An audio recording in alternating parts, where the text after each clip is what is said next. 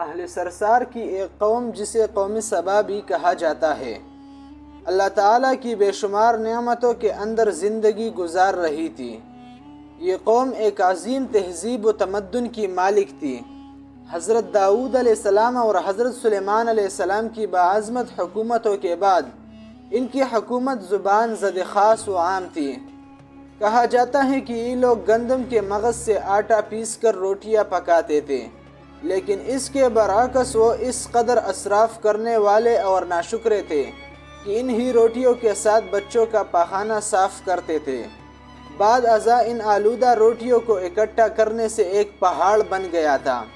پھر ایک صالح شخص نے وہاں سے گزرتے ہوئے ایک عورت کو دیکھا جو روٹی کے ساتھ بچے کے پاخانے کے مقام کو صاف کر رہی تھی۔ اس شخص نے عورت سے کہا، تیرے اوپر افسوس، خدا سے ڈر کہیں ایسا نہ ہو کہ خدا تیرے اوپر اپنا غضب ڈالے اور تجھ سے اپنی نعمت چھین لے۔ اس عورت نے جواب میں مذاق اڑایا اور مغرورانہ انداز میں کہا، جاؤ جاؤ، گویا کہ مجھے بھوک سے ڈرا رہے ہو۔ جب تک سرسار جاری ہے مجھے بھوک سے کسی قسم کا کوئی خوف نہیں ہے۔ کوئی زیادہ عرصہ نہیں گزرا تھا کہ اللہ تعالیٰ نے ان لوگوں پر اپنا غضب ڈالا۔ پانی جو کہ زندگی کی بنیاد ہے ان لوگوں سے چھین لیا، یہاں تک کہ قحط نازل ہوا۔ بات یہاں تک پہنچ گئی کہ ان کی ذخیرہ کی ہوئی تمام غذا ختم ہو گئی۔ آخر کار وہ مجبور ہو گئے کہ انہی آلودہ روٹیوں پر ٹوٹ پڑے جو ان لوگوں نے اکٹھی کر کے پہاڑ کے مانند ڈیر لگایا ہوا تھا، بلکہ وہاں سے روٹی لینے کے لیے صف لگتی تاکہ ہر کوئی وہاں سے اپنے حصے کی روٹی لے سکے۔ کفر، ان نعمت، قحط اور ان کی بدحالی کے بارے میں متعدد روایات موجود ہے۔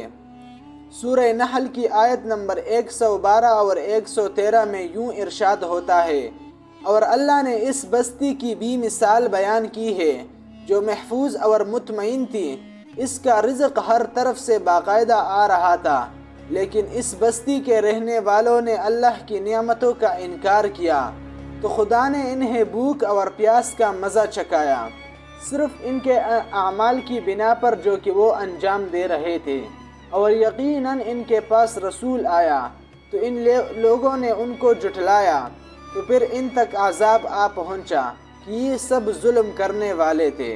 اسی قوم سبا کے بارے میں ایک اور واقعہ بیان ہوتا ہے کہ ان لوگوں نے اپنی زراعت کو بہتر طور پر کاشت کرنے کے لیے پانی ذخیرہ کرنے کی خاطر بلک کے دو پہاڑوں کے درمیان ایک بہت بڑا بند معرب تعمیر کیا ہوا تھا۔ سوراخ اور دوسرے پہاڑوں سے گزرا ہوا پانی اس بند میں آ کر وافر مقدار میں جمع ہو جاتا تھا۔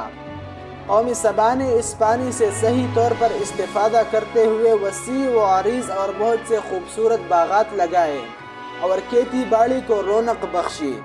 ان باغات کے درختوں کی شاخیں اس قدر پھلوں سے لدی ہوئی تھی کہ کہتے ہیں کہ اگر کوئی شخص سر پر ٹوکری رکھ کر ان کے نیچے سے گزرتا تو پھل خود بخود ٹوکری میں گرنا شروع ہو جاتے اور قلیل مدت میں ٹوکری تازہ پھلوں سے بھر جاتی۔ لیکن نعمتوں کی کثرت نے انہیں شکر کرنے کے بجائے سرمست اور غافل کر دیا تھا، یہاں تک کہ ان کے درمیان بہت بڑا طبقاتی نظام وجود میں آ چکا تھا۔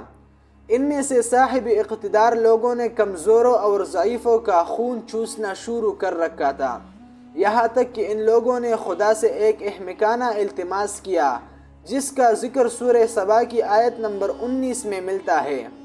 انہوں نے کہا، خدایا ہمارے سفروں کے درمیان فاصلہ زیادہ کر دے۔ انہوں نے اللہ تعالیٰ سے یہ التماس کیا اس لیے تاکہ غریبوں اور بے نواح لوگوں، غریب اور ضرورت مند ان کے ہمراہ سفر نہ کرے۔ ان کی خواہش یہ تھی کہ آبادیوں کے درمیان خشکی ہو اور فاصلہ بہت زیادہ ہو تاکہ تہ دست اور کم آمدنی والے لوگ ان کی طرح سفر نہ کر سکیں۔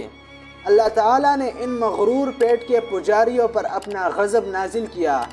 بعض روایتوں کے مطابق ان مغرور لوگوں کی آنکھوں سے دور صحرائی چوہوں نے مارب نامی بند کی دیواروں پر حملہ کر کے انہیں اندر سے کھوکھلا کر دیا۔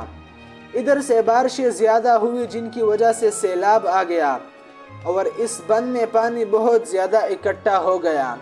اچانک بند کی دیواریں ٹوٹی اور اس سے ایک بہت بڑا سیلاب آیا جس میں تمام دیہات، آبادیاں، مال مویشی، باغات، کھیتیاں، ان کے محل اور گھر پانی میں غرق ہو کر نیست و نابود ہو گئے۔ ان کے باغات اور زراعت میں سے صرف بیری کے درخت اور کچھ جھاڑیاں بچی تھی۔